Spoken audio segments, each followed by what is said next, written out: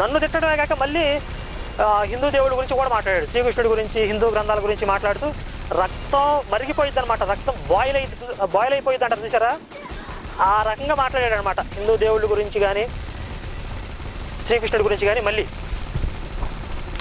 దానికి నేను కౌంటర్గా అప్పుడు నేను మాట్లాడిన వీడియోని మొన్న ప్లే చేసి చూపించాడు. ఇదిగో పద్ధతి తప్పిన తమ్ముడు మొట్టమొదట మాట్లాడింది ఈయనే అని చెప్పి. మరి అంతకుముందు నువ్వు చేసిన కథ అంతా ఎందుకు చెప్పలేదు అన్నయ్య? మొట్టమొదటి నుంచి ఏం జరిగిందో చెప్పాలి కదా.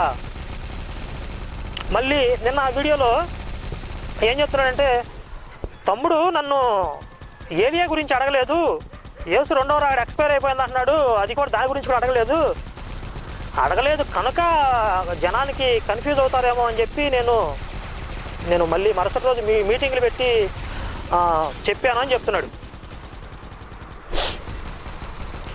ఇంత ముందు కూడా నేను ఈ విషయం చెప్పా, ఏలియా గురించి నేను అడిగాను రా బాబు, నేను అడగలేదు